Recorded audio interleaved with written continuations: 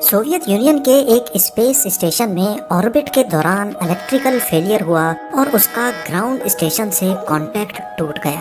खुशकिस्मती थी कि सैल्यूट 7 नामी इस स्पेस स्टेशन में जब ये हादसा हुआ तो उस वक्त उसमें कोई क्रू मौजूद नहीं था, लेकिन पावर फेलियर के साथ ही ये काबू से बाहर हो गया और अपने ऑर्बिट से भी निकल गया। ये मसला सोवियत यूनियन की स्पेस हिस्ट्री में खड़ा होने वाला सबसे गंभीर मसला था। 27,000 किलोमीटर फी घंटा की स्पीड से उड़ता हुआ एक अनकंट्रोल्ड स्पेस स्टेशन किसी टाइम बॉम्ब से कम हरगिज नहीं था। इस पर वापस कंट्रोल पाने के सारे ऑप्शंस फेल हो चुके थे, लेकिन फिर कुछ ऐसा हुआ जिसने सोवियत यूनियन का सर फख्र से बुलंद कर दिया। अमेरिका और सोवियत यूनियन की कोल्ड वॉर के दौरान दोनों कंट्रीज अपनी ताकत का मुजाहिरा करने में मसरूफ थीं।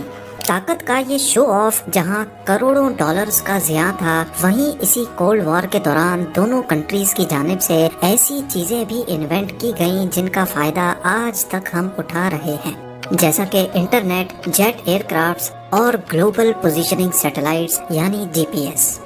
इसी दौरान एक दूसरे को दुनिया की नज़र में नीचा दिखाने के लिए ऐसे कदम भी उठाए गए जिनका इंसान पहले सोच भी नहीं सकता था।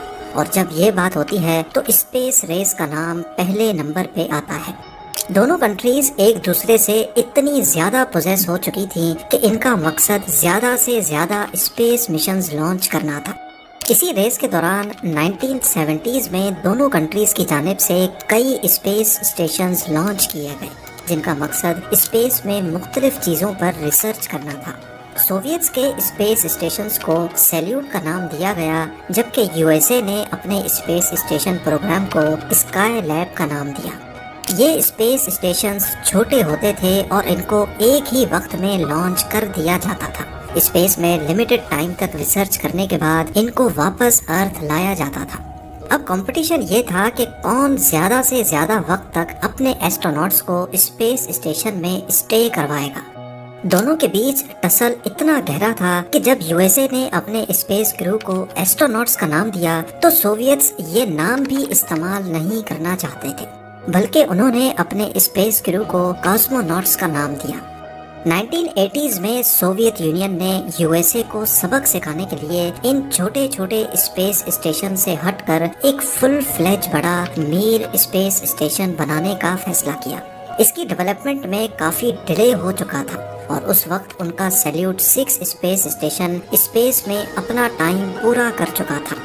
लिहाजा जब तक वो मीर स्पेस स्टेशन लॉन्च करते, सोवियत ने सैल्यूट 7 स्पेस स्टेशन लॉन्च कर डाला, क्योंकि वो इस टाइम के दौरान स्पेस में अपनी प्रेजेंस बनाए रखना चाहते थे। सैल्यूट 7 की खास बात ये थी कि इसमें आगे और पीछे डॉकिंग पोर्ट्स रखे गए थे। इन डॉकिंग पोर्ट्स की मदद से ऑर्बिट के दौरान इनके साथ दूसरा स्पेस क्राफ्ट आकर अटैच हो सकता था, जिससे क्रू की रोटेशन और सप्लाईज की डिलीवरी एक ही वक्त में मुमकिन थी। अप्रैल 1982 में सैल्यूट 7 को प्रोटॉन रॉकेट के जरिए लॉन्च किया गया और 13 मई को इसमें क्रू को एक मिशन के लिए भेजा गया, जिसमें उन्होंने 211 दिन रहकर एक नया वर्ल्ड रिकॉर्ड बना दिया। इनका टास्क 28 केजी वजनी एक रेडियो सैटेलाइट को स्पेस स्टेशन के ट्रैश एयरलॉक के जरिए लॉन्च करना था। ये किसी भी मैन्ड स्पेस व्हीकल से लॉन्च होने वाली पहली कम्युनिकेशन सैटेलाइट थी।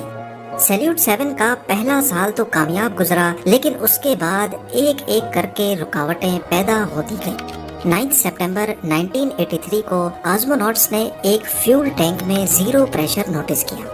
ये किसी भी तरह नॉर्मल नहीं था, क्योंकि जीरो प्रेशर का मतलब है कि एक टैंक बिल्कुल खाली हो चुका है।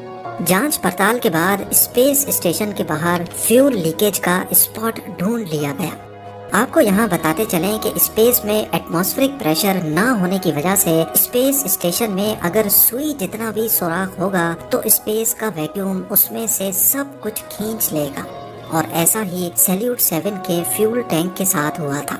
ये सुराख मजीद डैमेज ना करे, इसीलिए इसको वक्त पर बंद करना बहुत जरूरी था, लेकिन बदकिस्मती से कॉस्मोनॉट्स के पास कुछ टूल्स की कमी थी। ग्राउंड स्टेशन ने सिर्फ टूल्स की डिलीवरी के लिए सैल्यूट 7 तक एक दूसरा स्पेस क्राफ्ट लॉन्च किया, जिसको सैल्यूट 7 से जाकर डॉक होना था। इसमें एक्स्ट्रा क्रू और जरूरत के टूल्स भी मौजूद थे। یہ ریپیئر اس دور کا بہت کمپلیکس ریپیئر ورک سمجھا جاتا ہے جس میں کاسموناٹس کو اسپیس اسٹیشن سے باہر جا کر ویلڈنگ کرنی تھی۔ اسپیشل ٹولز اور کولڈ ویلڈنگ کی مدد سے آخر کار فیول ٹینک کے سوراخ کو بند کر دیا گیا۔ سیلیوٹ 7 کی یہ ریپیئر بہت امپریسو تو تھی، لیکن آنے والی مشکل ان کے سکھ کے سانس کو مصیبت میں بدلنے والی تھی۔ 1984 میں سیلیوٹ 7 کے کاسموناٹس اسپیس اسٹیشن کو آٹو پائلٹ موڈ پہ رکھ کر سویوز اسپیس کرافٹ کے ذریعے واپس ارتھ آ گئے۔ اب اسپیس اسٹیشن کی مانیٹرنگ سوویت گراؤنڈ ٹیم کی ذمہ داری تھی، جو کہ یہ کام ریموٹلی کر رہی تھی۔ کاسموناٹس کے لوٹنے کے چند مہینوں کے بعد 11 فیب 1985 والے دن اچانک سیلیوٹ 7 کا گراؤنڈ اسٹیشن ٹیم کے ساتھ کانٹیکٹ ٹوٹ گیا۔ فالٹ لاگز میں دیکھا گیا تو معلوم پڑا کہ آربٹ میں موجود سیلیوٹ 7 کے اندر کسی قسم کا الیکٹریکل سرج ہوا ہے۔ گراؤنڈ ٹیم نے رابطہ واپس سے بحال کرنے کے لیے سیکنڈری کمیونیکیشن سسٹم ایکٹیویٹ کر دیا۔ اب سیلیوٹ 7 کے ساتھ کانٹیکٹ تو بحال ہو گیا، لیکن اس کے فوراً بعد ایک دوسرا الیکٹریکل سرج ہوا اور اب اسپیس اسٹیشن کے ساتھ ہر قسم کا کانٹیکٹ ٹوٹ گیا۔ نہ صرف اتنا بلکہ وہ اپنے آربٹ سے بھی ہٹ گیا، جو کہ سوویتس کے لیے ایک خطرناک لمحہ تھا۔ 16 میٹر لمبا اسپیس اسٹیشن بنا کسی کریو کے بالکل خاموش اور آؤٹ آف کنٹرول ہو چکا تھا۔ یہ خبر جب یو ایس اے تک پہنچی تو ان کے لیے اس سے اچھا موقع نہیں تھا۔ یو ایس اے چاہتا تھا کہ وہ اپنے کارگو بے شٹل کی مدد سے سیلیوٹ 7 کو کیپچر کر کے واپس ارتھ تک لائے اور پھر دنیا کی نظر میں ہیرو بن جائے۔ یہ کام سوویت یونین بھی کر سکتا تھا، لیکن بدقسمتی سے اس وقت ان کی بران شٹل پہ کام چل رہا تھا، اسی لیے سیلیوٹ 7 کو کیپچر کرنا سوویتس کے لیے امپاسبل تھا۔ دنیا کی نظر میں سوویت یونین اس معاملے کو لے کر کافی لاچار تھا، لہٰذا انہوں نے فیصلہ کیا کہ وہ 2 کاسموناٹس کے کریو کو بھیج کر اسے ریپیئر کریں گے۔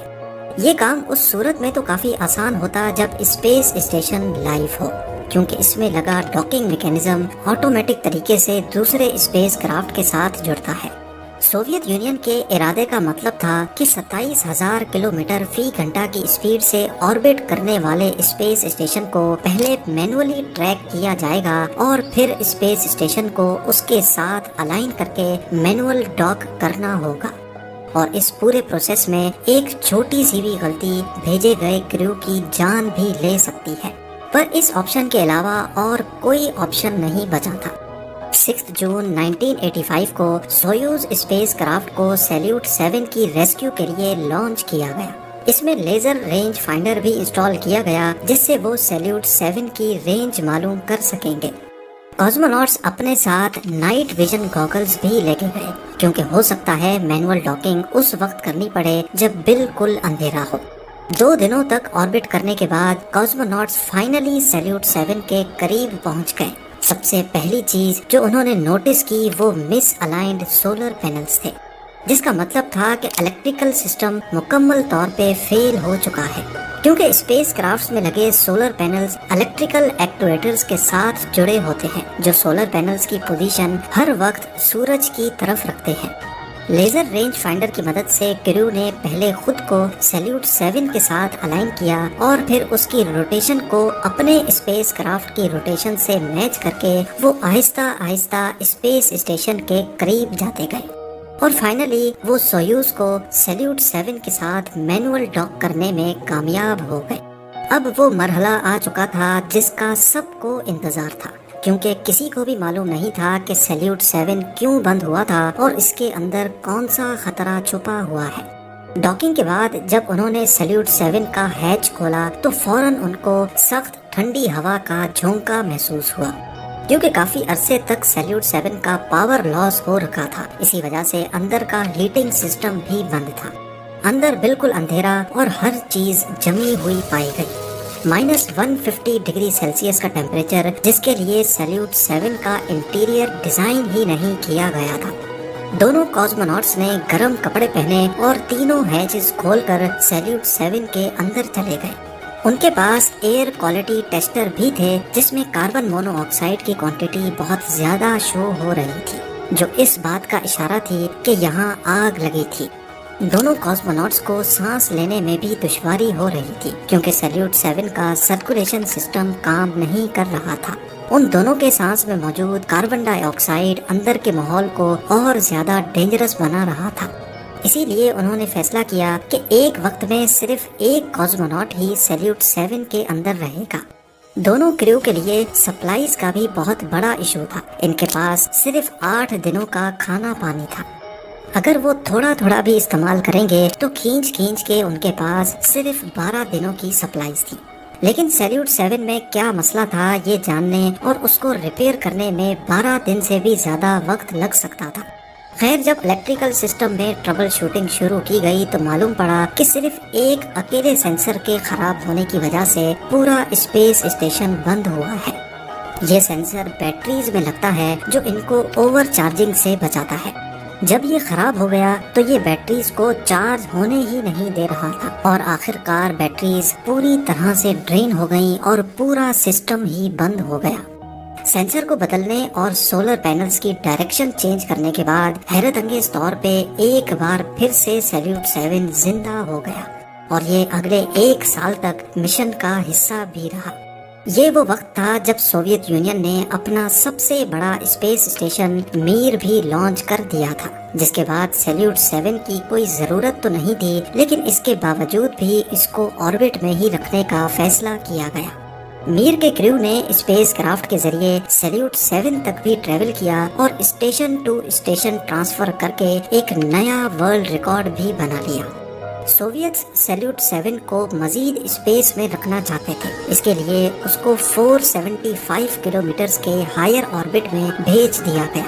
لیکن 1991 میں سوویت یونین کے کولیپس کے بعد فنڈنگ ایشوز اور دوسرے مسائل کی وجہ سے سیلیوٹ 7 سے دھیان ہٹ گیا اور وہ اپنا آربٹ کم کرتا کرتا ایک دن ارتھ کے ایٹماسفیئر میں ان کنٹرولڈ ری انٹری کر بیٹھا اور ساؤتھ امریکہ کے اوپر ٹکڑوں میں بکھر گیا۔ اس طرح سوویت یونین کے آخری سیلیوٹ اسپیس اسٹیشن کا دی اینڈ ہو گیا۔